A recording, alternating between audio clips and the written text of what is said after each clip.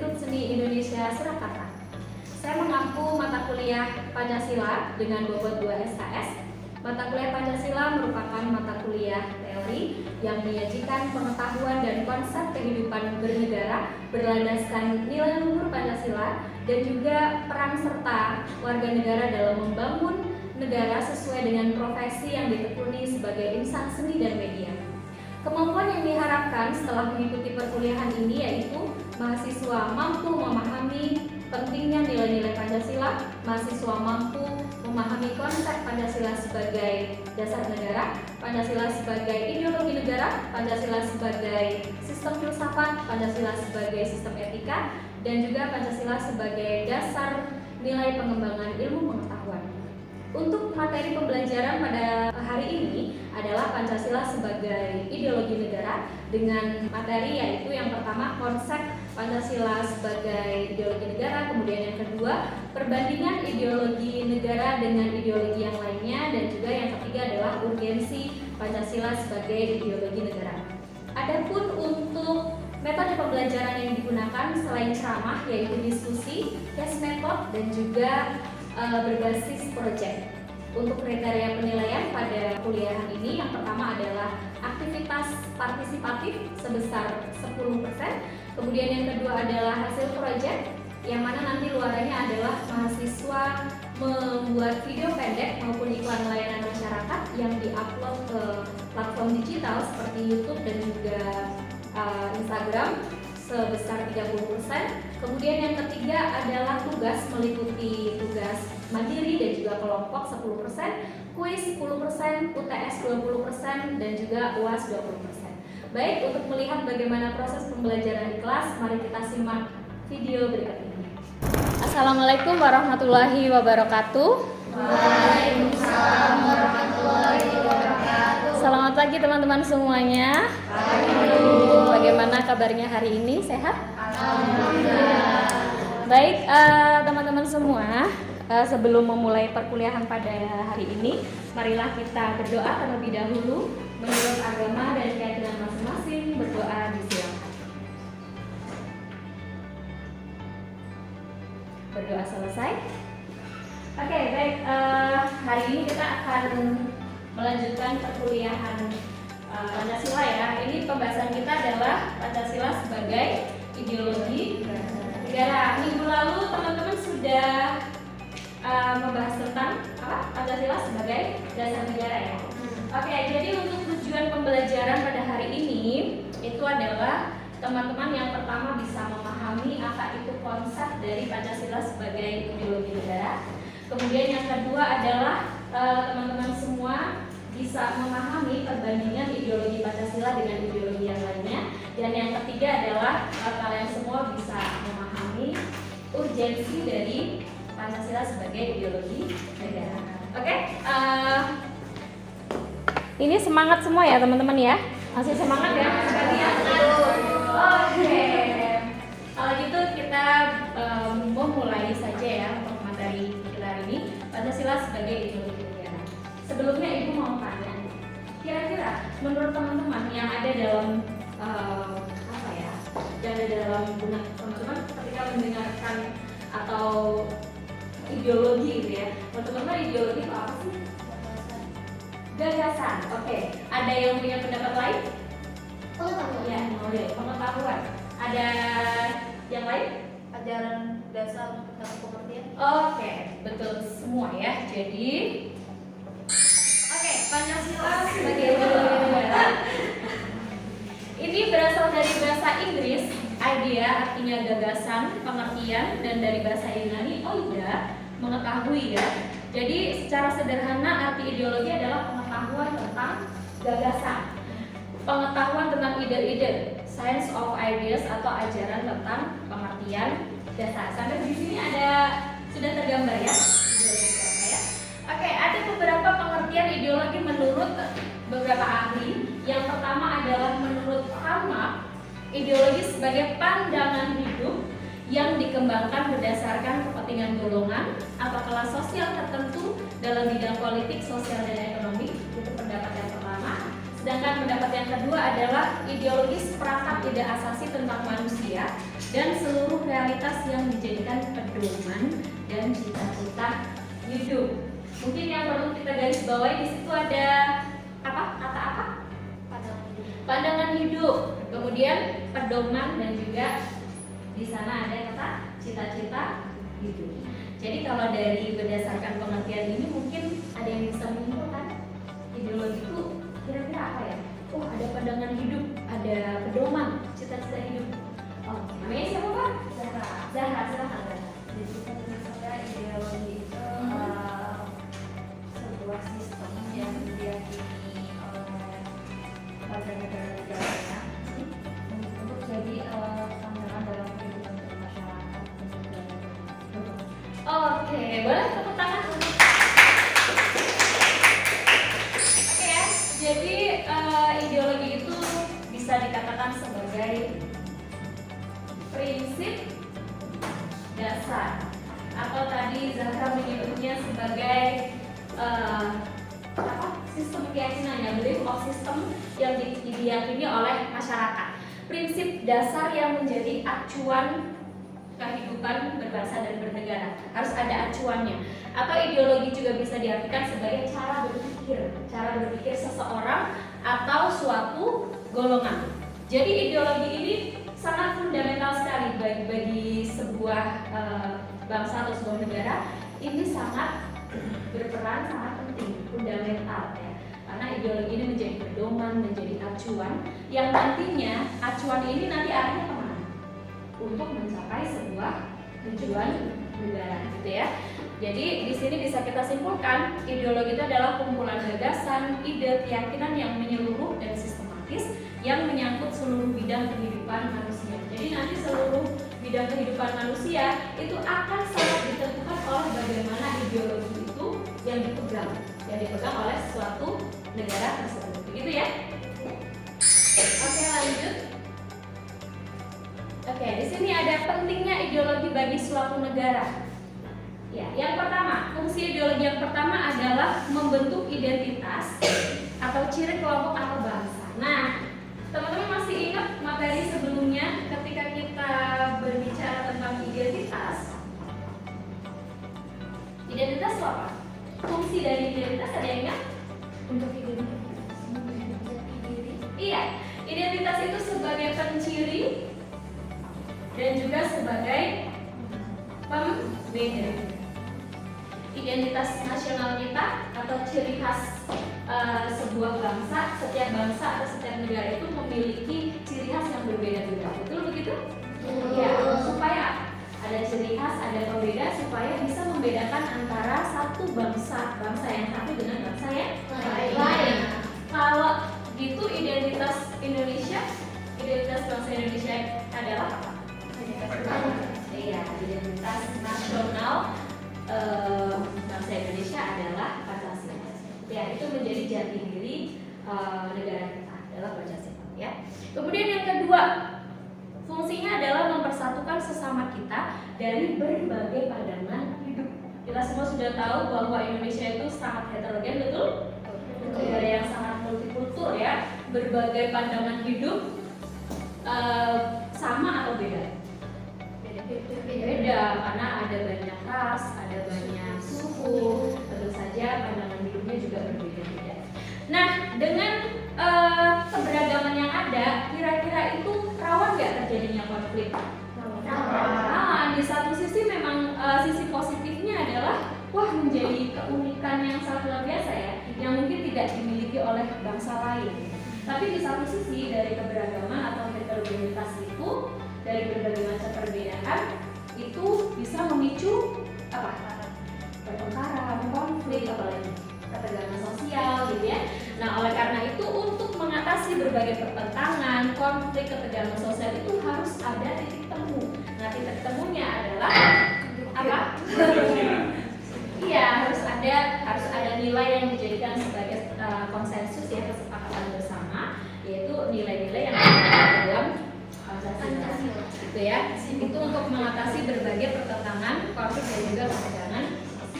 Kemudian fungsi selanjutnya adalah sebagai pembentuk solidaritas atau kebersamaan. Nah, ini tuh ada yang kasus yang baru-baru terjadi.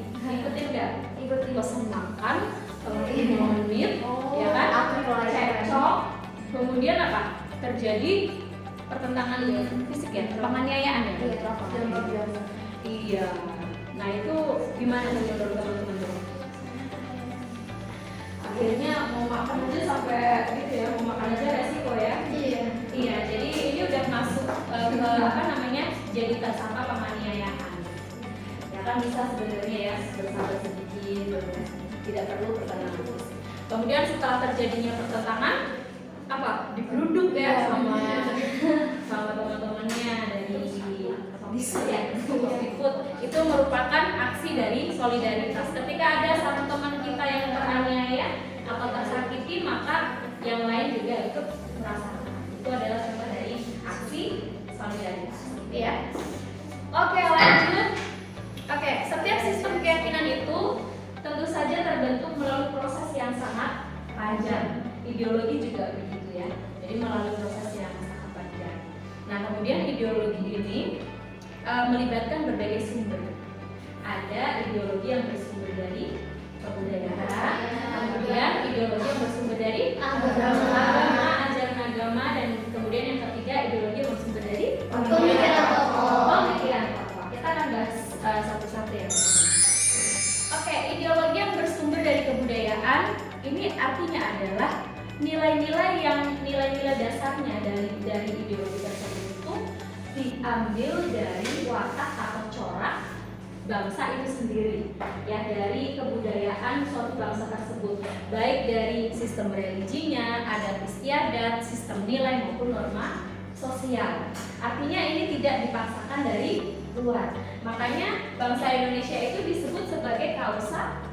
Ada yang ingat? Kausa materialis. Iya, kausa materialis. Artinya adalah bahan kajian Pancasila itu mengambil dari kebudayaan bangsa Indonesia. Disebut sebagai kausa materialis. Nah, kalau ideologi ini ngambilnya dari watak atau corak bangsa itu sendiri, dari kebudayaan bangsa itu sendiri, pelaku-pelaku ideologinya itu akan lebih mudah atau lebih sulit menjalankan nilai-nilai ideologi tersebut? Lebih mudah. Kenapa lebih mudah? Karena dari awal sudah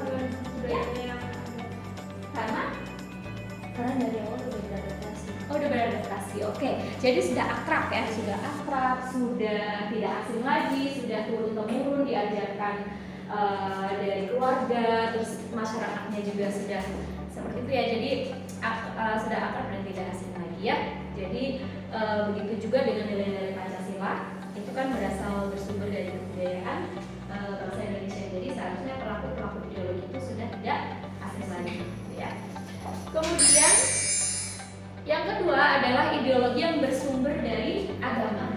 Nah, ini kalau ideologi yang bersumber dari agama, maka yang akan ditemukan itu bentuk negara berbentuk teokrasi. Jadi nanti sistem pemerintahan negaranya itu berlandaskan nilai-nilai agama. Peraturan hukumnya itu berasal dari kitab ya, dari ajaran atau doktrin agama tersebut gitu ya. Sampai nanti pemimpin negaranya itu juga biasanya adalah pemimpin agama di negara tersebut. Contohnya mana ini? Ya, Vatikan ya. Seperti ini. Oke, kemudian yang ketiga, ada ideologi yang bersumber dari pemikiran tokoh. Seperti Marxisme, ini aliran ideologi yang berasal dari pemikiran tokoh atau filsuf Karmak, gitu ya. Seperti di Korea Utara, Kuba, Vietnam itu adalah mereka menggunakan ideologi yang bersumber dari pemikiran tokoh. Oke, nah ibu mau tanya lagi nih, kira-kira kedudukan Pancasila sebagai ideologi negara itu mulai berjalan mulus aja atau ada tantangannya nih? Ada, yaitu ada nilai-nilai atau ada unsur-unsur yang tentu saja tidak sesuai dengan nilai-nilai Pancasila. Ada 3 unsur yang tidak sesuai dengan nilai-nilai Pancasila. Yang pertama adalah unsur ateisme. Ini terdapat dalam ideologi Marxisme atau komunisme.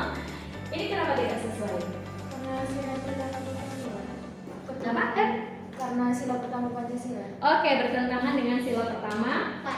Ya, yaitu ketuhanan yang Maha Esa. Tapi menjadi ateis di Indonesia boleh nggak? Tidak? Tidak boleh? Apakah ada sanksi ketika menjadi ateis?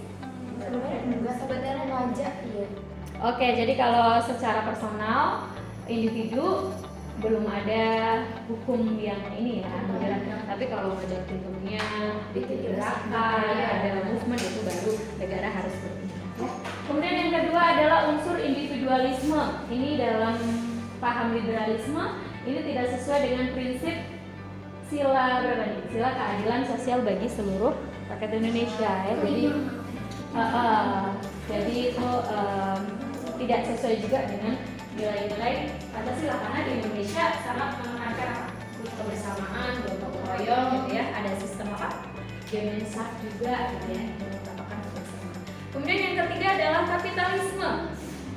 Ini paham ini adalah memberikan kebebasan individu untuk menguasai sistem perekonomian negara yang tidak sesuai sama prinsip ekonomi kewarganegaraan. Oke ya, lanjut.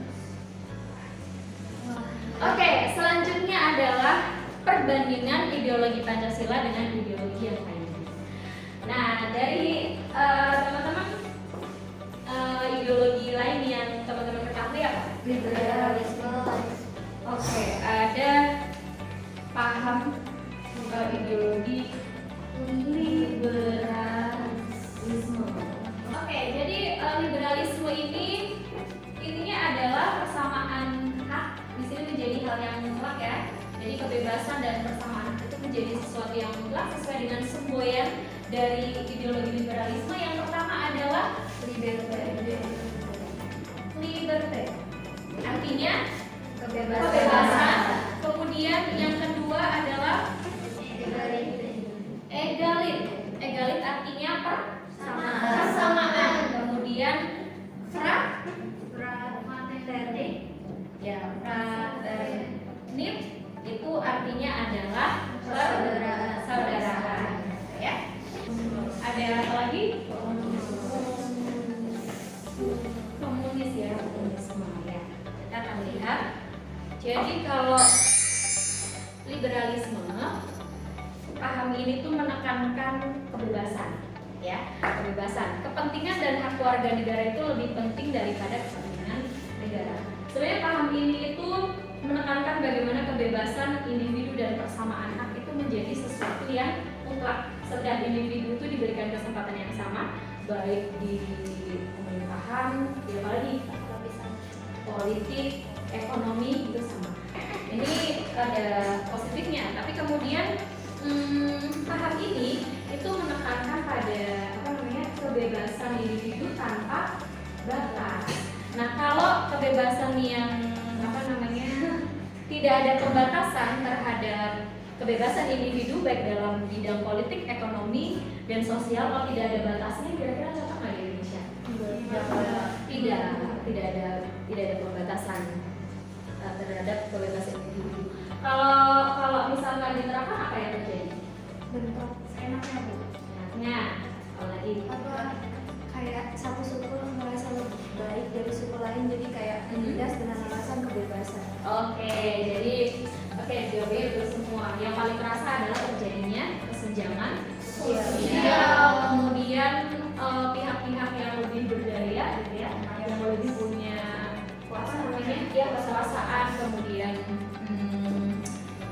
kuasa atau misalkan dia lebih unggul secara ekonomi, itu bisa ada kemungkinan untuk menindas, ya. Oke, kemudian kalau komunisme ini adalah kebalikannya. Kalau tadi kepentingan warga negara lebih besar dibandingkan negara, kalau ini adalah kekuasaan negara lebih besar dibandingkan kekuasaan warga negara. Contohnya di Rusia gitu ya.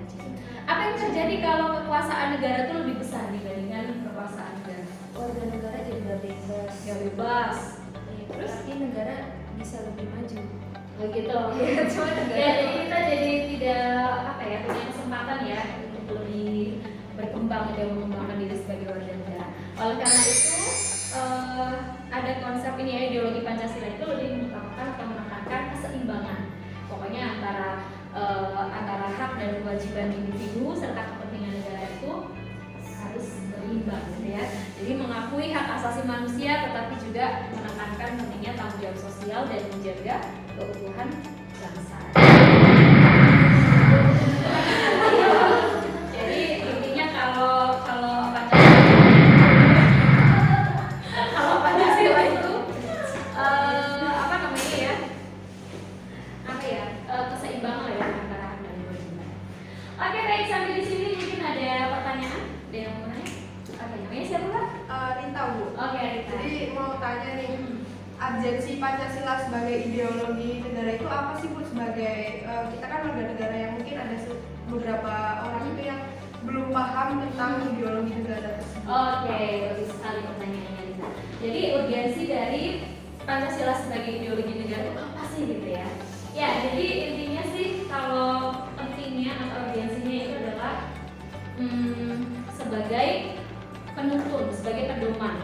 Jadi setiap perilaku warga negara itu harus sesuai dengan preskripsi moral, harus ada panduannya. Apalagi kalau kita melihat realitas yang ada di lapangan, kira-kira banyak nggak perilaku yang tidak sesuai dengan nilai-nilai Pancasila? Banyak, ini ada. Oke, mulai dari kekerasan SARA, rasisme, perundungan, radikalisme, terorisme, anarkisme. Itu teman-teman kalau lihat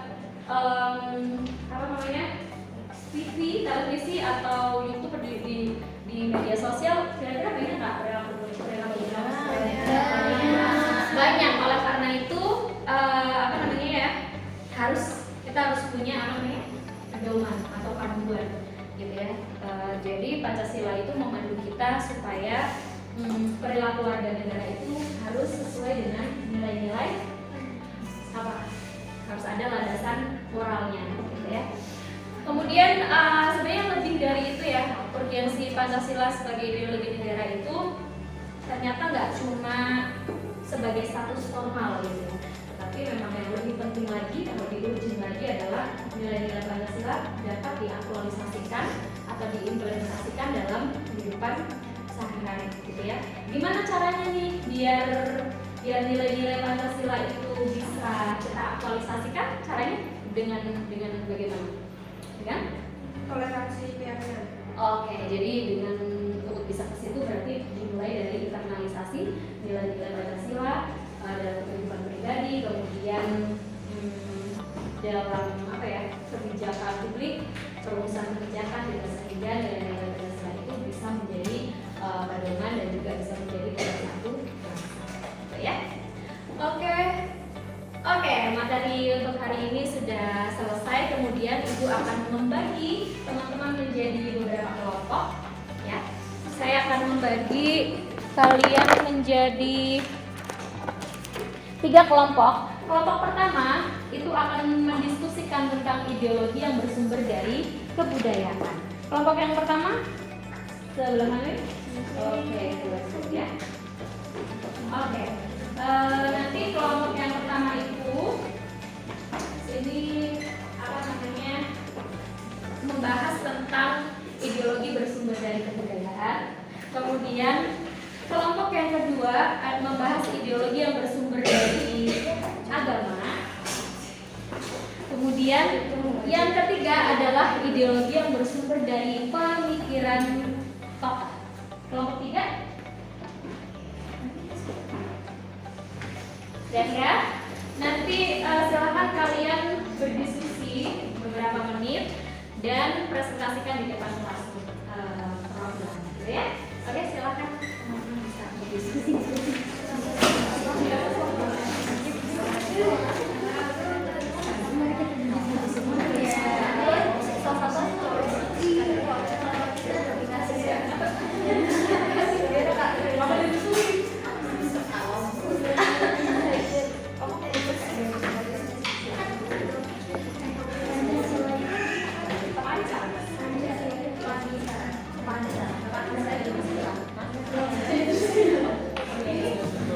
Baik, untuk diskusi selesai ya. Baik, silakan untuk yang maju pertama adalah kelompok 1. Kelompok 1 akan didiskusikan oleh siapa? Rafifah. Oke, boleh minta tepuk tangannya?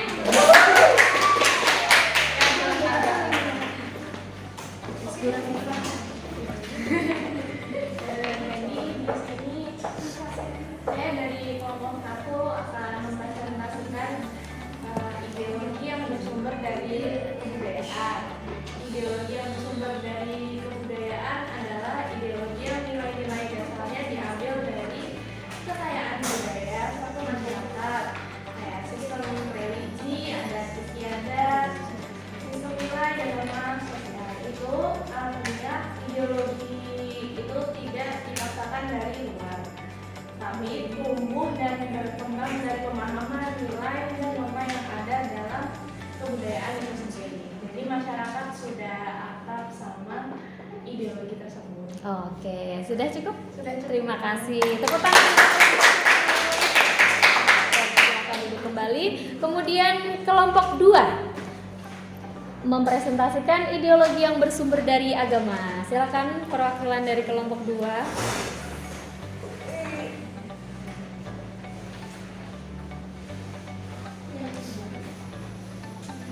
Perkenalkan, nama saya Brian. Jadi di sini saya akan mempresentasikan tentang ideologi yang bersumber dari agama itu apa ya.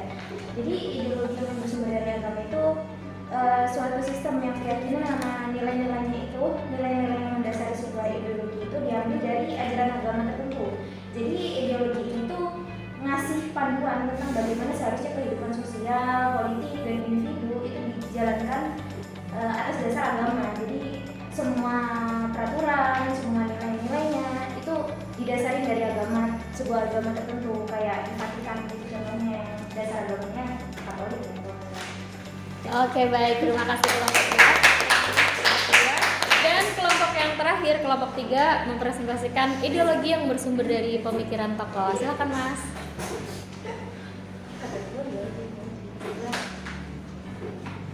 Oke, perkenalkan aku Rosa. Pada diskusi tentang ideologi yang bersumber dari pemikiran tokoh adalah dari suatu sistem gagasan, keyakinan atau nilai-nilai yang dikembangkan oleh seorang tokoh atau suatu kelompok filsuf yang dijadikan sebagai dasar dalam mengatur kehidupan bermasyarakat, bernegara, atau diterapkan dalam suatu kelompok tertentu. Sudah. Oke, terima kasih kelompok. Ya, terima kasih untuk semua kelompok yang sudah mempresentasikan materi. Ini sekarang kita simpulkan ya materi dari awal sampai tadi diskusi kelompok. Sekarang kita simpulkan materi hari ini. Oke, jadi kesimpulannya yang pertama untuk konsep ideologi. Ideologi itu adalah prinsip dasar atau gagasan atau pemikiran ya, cara berpikir seseorang atau golongan yang menjadi acuan negara yang bersumber dari nilai dasar yang berkembang dalam suatu bangsa. Kemudian yang kedua adalah ideologi Pancasila ini dirasa yang paling cocok diterapkan di Indonesia. Itu sudah menjadi sebuah kesepakatan bersama ya, dan menjadi konsensus karena ideologi Pancasila itu menjunjung tinggi nilai keseimbangan antara hak dan kewajiban individu serta kepentingan negara gitu ya. Dan kemudian urgensi dari Pancasila sebagai ideologi negara ini lebih dari sekedar status formal, tapi nilai-nilainya itu harus betul-betul hadir dan diaktualisasikan dalam kehidupan masyarakat ya, baik dalam perilaku individu, pengambilan keputusan dan perumusan kebijakan negara, sehingga Pancasila benar-benar menjadi pedoman hidup dan pemersatu bangsa. Sekian materi untuk hari ini teman-teman, terima kasih. Ibu mau akhiri dengan pantun.